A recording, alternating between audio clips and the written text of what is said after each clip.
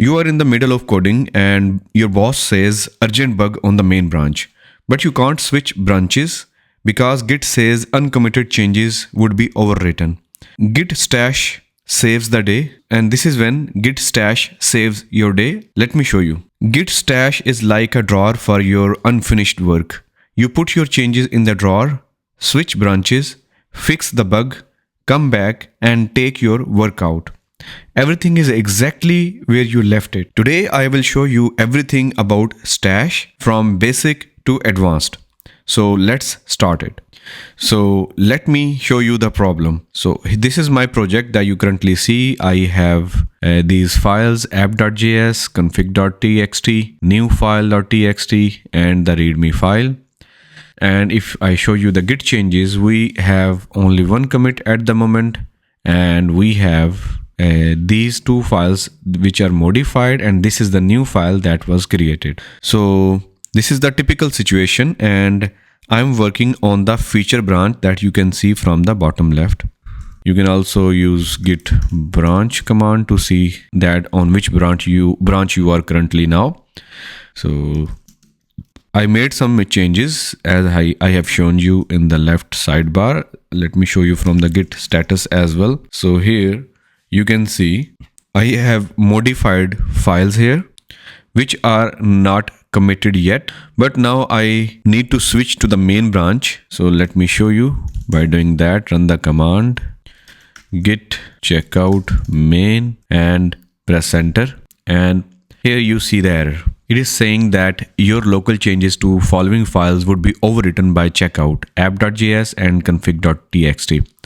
Please commit your changes or stash them before you switch branches. And there is another error. Your following untracked working tree files would be overwritten by checkout new file.txt. Please move or remove them before you switch branches.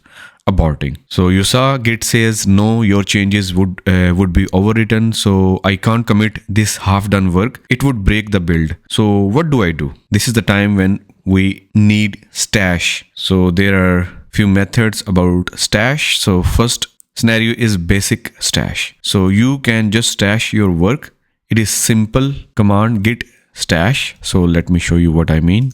Run the command git stash and press enter. Done. My changes are saved to the stash. Now if you check the status, git status, and here you can see clean working directory. All my changes are hidden away safely. So here you have you noticed that it stashed all of the tracked files, but this file was created new, hence it was untracked. So when I created stash, it did not consider this file to include in the stash, so it is still here.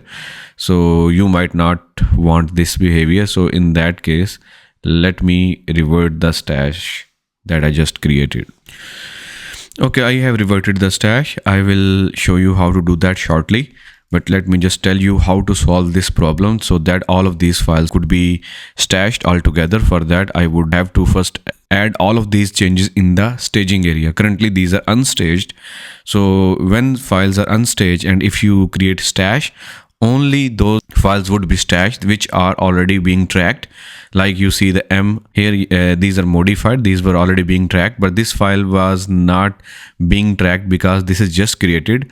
It is not being tracked yet. So for that, let's run the command git add dot. It would stage all of those changes that you can see in the left sidebar, that now these are showing under the staged changes. Now let's run the command again, git stash, press enter.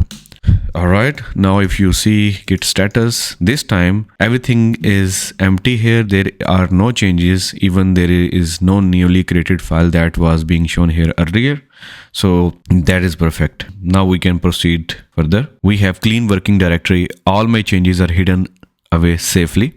Now I can switch branches. So for that, run the command here, git checkout main, and you see that this time it didn't complain and it easily switched back to the main branch. You can check git branch and you see that now we are on the main branch. Perfect. Now I can fix that urgent bug now. Now let's say the bug is fixed.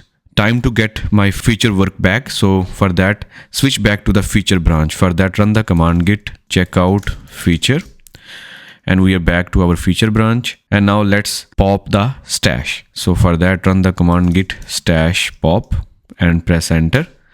And you see all my changes are back exactly where I left them. Okay, so that's the basic flow: stash, switch, and pop. Now let's talk about another scenario: stash with message.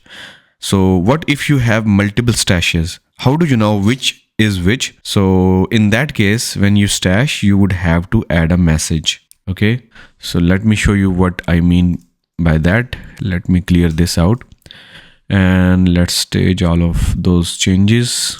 Git add dot, and this time I would create git stash push dash m, and let's type the message WIP login form validation and press enter. All right, now your stash has a name that you can see here.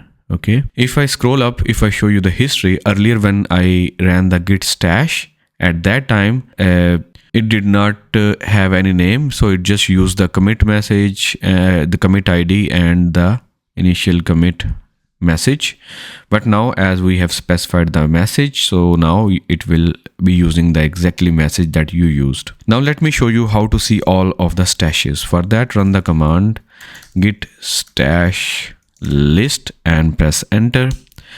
And here you see all of the stashes. So you see the messages, much easier to find what you need. Now, before popping a stash, you might want to see what's inside. So you have to use stash show.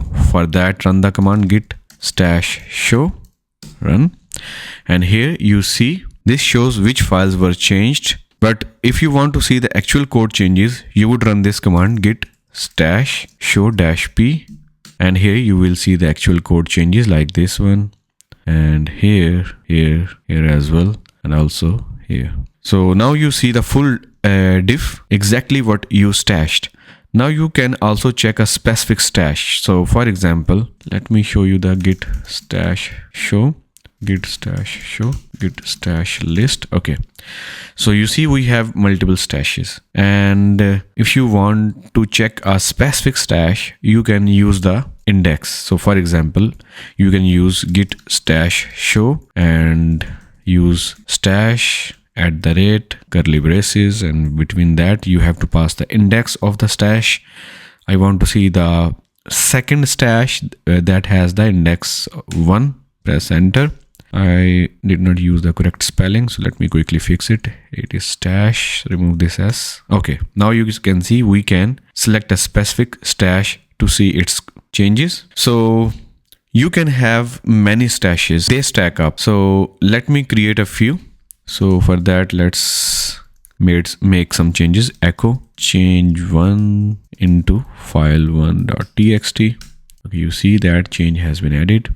Now again, let's make some more changes. Echo change to file2.txt. Actually, before that, let me stash it. Git stash push dash m first stash. Okay, I did not stage it yet, that's why it is not being stashed, because this is a new file. So let me add git add dot. Now if you run the command git stash push dash m first stash, then this change would be stashed with that name, as you see here. Now let's make more changes. Echo change to file2.txt, and now git add dot, and now git stash push dash m second stash. Press enter. Now let's list them. Git stash list, and now you see there are multiple stashes: second stash, first stash, then login form validation, and then this one. We have total 4 stashes here. The stash at 0 is the newest, the stash 1 is the older one, and stash at 3 is the oldest one. So to pop a specific stash, we have to use the index. So let me show you. Let me clear it out. For that, git stash pop stash at 1. So I'm using the 1 index. So if I hit enter, this would pop the older one, leaving the newer one. So let me show you. Okay, you see file 1 is restored. Now let's talk about next thing, that is stash apply versus pop. So there are two ways to get your work back: pop and apply. So what pop does is that pop removes the stash after applying it. Let me show you. We just popped the stash on the index 1. So if I show you git stash list, you would notice that now there are only 3 stashes. The first stash has been deleted because we used the pop command. Now let me try it once more. If you run the command git stash pop, press enter, again the second file is also restored. And if you check git stash list, you would notice that now there are only 2 stashes left. Now if you use the apply option, then it would keep the stash and you can use it again. So let me show you. I'm going to stash these changes again, git stash -p new changes. Okay, I'm going to stash current changes, git stash -m changes. Okay, now git stash list, we have this new stash that I just created. And now let's use the apply, git stash apply. It would automatically pick the most recent stash and apply it. So press enter. The stash has been applied. Both of these changes or files are back. And if you run git stash list, you would notice that the stash is still there. You can reuse it again. So when is apply useful? Well, answer is that when you want the same changes on multiple branches, then you should consider using the apply option of the stash. If you want to use it on multiple branches, you can apply to one branch, switch and apply to another one. It's that simple. Now let's talk about next situation. We already have experienced that issue that stash does not consider the untracked files. So we will address it a little bit further. So by default, stash only saves the tracked files.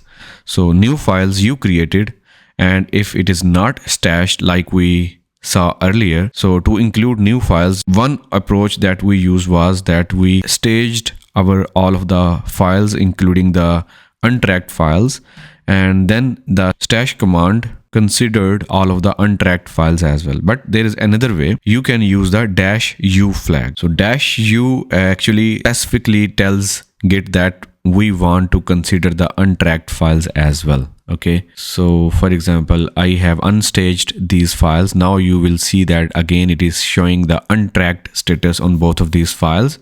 And now if I run the command git stash, it will show you the message that no local changes to save because it is not considering the untracked files. Now we will use the -u option for that, git stash -u, and if you press enter, you would notice that this time both of these changes are stashed. And if you check git stash list, you would notice that this stash is available on the 0 index, and you can pop it again, git stash pop. Okay, and git stash list, you will see it is removed. And let me show you the full version where we would be using the message git stash push -u -m including new files. Press enter and git stash list. So here is our stash file.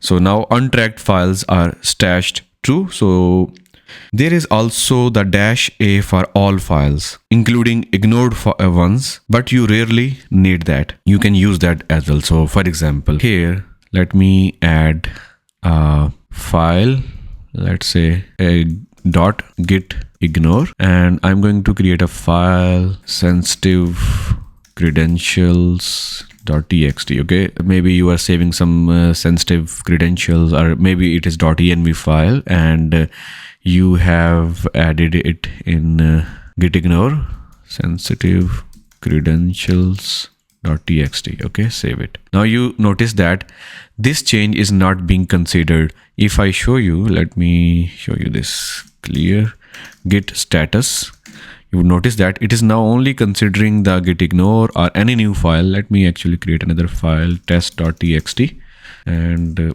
hello world, and git status. So it is now only considering these two files, but the file that we ignored, that is sensitive credentials, it is not being considered yet because it is in the git ignore. So git is now basically ignoring that file. So now you have to switch to a main branch, but you want to stash all of these changes, including your sensitive credentials. So for that, you can use git stash, and here you can use A for all files. Let me show you. You notice that all of the files are now removed, including the ignored files as well. Okay, so this is different thing and you rarely need them in your workflow. So now let me pop it back, git stash pop. Okay, we got our credential secret file back. All right, now let's move on to the next useful tip. So here is the pro tip. The tip is that sometimes your stashed work becomes a whole new feature. So you can create a branch directly from a stash. So for that, let me show you. First of all, I'm going to create a stash out of all of these files. So for that, let me stash it again, git stash dash A all. It will stash everything. Now git stash list. We have this stash now. Now I would run the command git stash branch new dash feature branch. So what this would do is that it would create a new branch with the name new feature branch and checks it out and then pops your most recent stash. So let me show you. Press enter and boom, look at this on the bottom left. We are now on our new feature branch and all of our files are restored there. Let me show you here. Git branch, you are now on the new feature branch here, and now you can continue making your changes. So this is very useful feature of git stash. These 3 commands are in one that you will be using through this. So it is super useful when that quick fix turns into something bigger. Now let's talk about another important thing in the stashes. So it's about dropping and clearing stashes. Old stashes pile up, so we have to clean them. So you can delete one stash or you can delete all of the stashes. So let me show you how. So here I am going to show you the git stash list again. Here let's delete one stash. For that, run the command git stash drop stash at curly braces like this. And here you can pass the index of the stash that you would like to drop. But before that, let me show you which one is going to be dropped. This stash is going to be dropped. The name of the stash is including new files. So let's drop it, and now I will show you again git stash list. Here you will notice that that specific stash has been dropped. Now there is another command that would delete all stashes, so be careful with this. So the command is git stash clear, and now if you run the command git stash list, you would notice that there is no stash anymore in our list. So everything is gone. Use only when you are sure. So here is a quick summary that we have covered today in this video. To save work, you have to use the command git stash or git stash push -m with your message. To get it back, you have to use the git stash pop. And if you want to keep the stash, you have to apply. You have to use the git stash apply command. And if you want to see all stashes, use the git stash list. And if you want to include new files while stashing, use the command git stash -u. And if you want to create branch, use the git stash branch name. And if you want to delete a stash, use the git stash drop. Git stash is your safety net. So never lose work, never commit half done code, just stash it, switch, come back and pop.